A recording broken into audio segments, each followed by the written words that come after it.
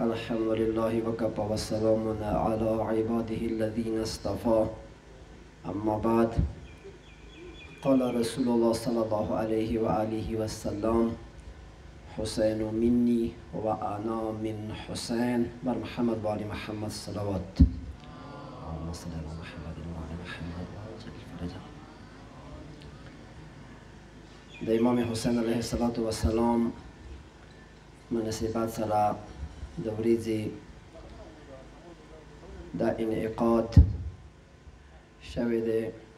او بیاننامه ورکړې شوې ده.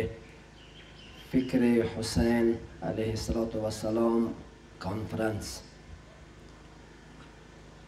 د امام حسین علیه السلام یو داسې ذات دی چې د مولا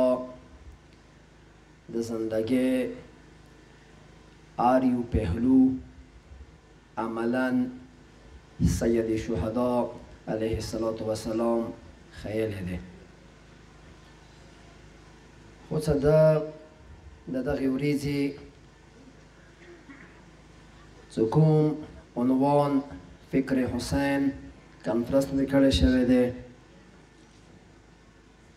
فکر علم منطقی تعریف انداده د عقل معلوماتو و د مجهولاتو په منځ کې حرکت کول،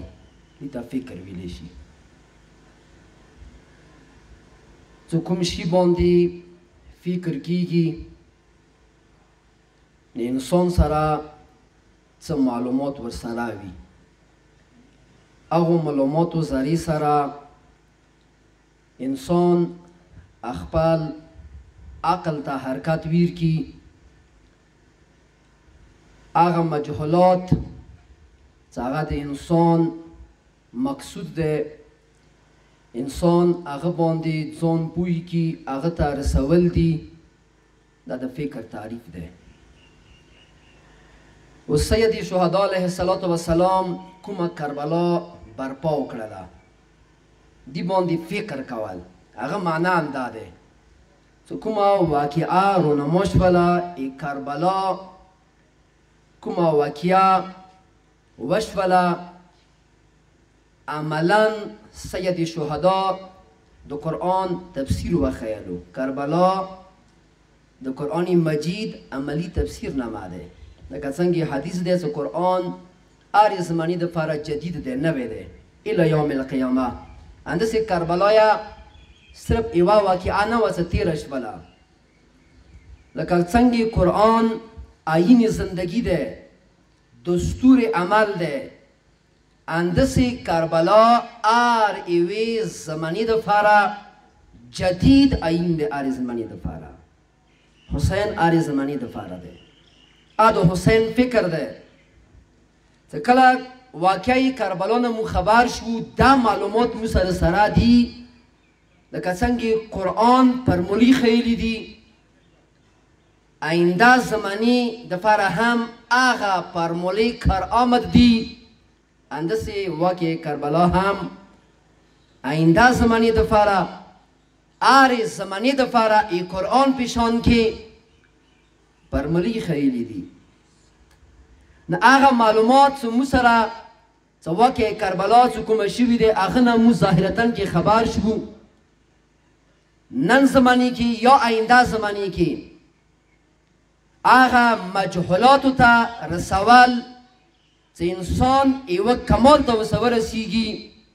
هغه فکر حسین دی. حسین کوم فکر ورکو؟ ای حسین مقصد او فلسفه څه وه؟ آیا صرف ظاهرتا یزید په خلاف خروج وکړو، یزید وجود په خلاف؟ نه. آیا صرف دغه په خلاف خروج وکړو چې صرف یزید هغه د نشه کوي، بد کارونه د کوي؟ مغې زمانې کې یزید نه پورته خلک داسې وه چې یزید نه پورته یې نشه یا کوله، یزید نه پورته یې بد کارونه یا کوله، صرف یو یزید نه و. نو حسین چې دغه قیام وکړلو، صرف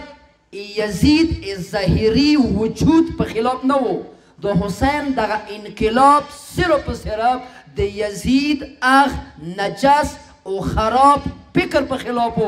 کوم فکر معاشرې ته ورکولو هغه فکر ابد الاباد بیا انسانیت کې پیداولو اخ په خلافو د حسین خروج د حسین قیام هغه په خلافو یزید یوه داسې ذمهداري کرسۍ باندې ناست و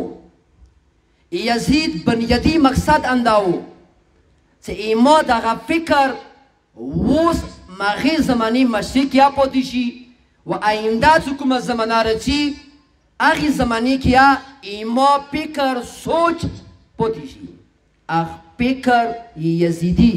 اخ سوچ یزیدی په خلاف حسین قیام کړلو چې یزید هغه فکر ختم کی و د سید شهدا ډېر مقاصد و من جمله هغوی مقاصدو بنیاد چې کوم و چې حسین د قیام بنیادي یو مقصده و د کربلا واقعي بنیادي یو مقصده دی چې ظالم کوم یو شکل کې دی چې ظالم یو وسیع لفظ دی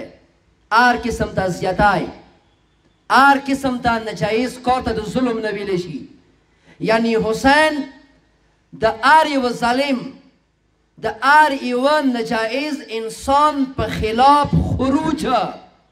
دا د حسین مقصد دی لکه څنګه ایوه طلبه ویله چې حسین ویله چې ایما قیام د دپاره دی دا د حسین منشور و چې کله مدینې نه تللو اینی لم اخرج عاشرا ولا باطرا ولا مفسدا ولا ظالما ایما خروج دی پاره نه دی چې چانې ظلم وکړم فتنې او فسادونه جوړ کړم بتره تکبر وکړم چې ځان غټ وبدم نه انما خرجت لطلب الاصلاح في امتي جدي رسول الله واسير بسيره ابي علي ابن ابي طالب عليه الصلاه والسلام امام حسین علیه السلام یې چې ما خروج دي دپاره دی چې د معاشرې اصلاح وکړو کسې اصلاح څه معنا دی اصلاح څه ته ویلی شي حسین کومه اصلاح کوله اصلاح یعنی فکر حسینی اصلاح یعنی سوچ حسینی نن سبا دغ دور کې اصلاح معنا څه کومه کیږي هغه یو سیاسي معنی دی خو حقیقي معنی څه کومه اصطلاحي معنی کې دی د اصلاح یوه بله معنا دی دغه سیاسي زندګۍ کوم اصلاح دی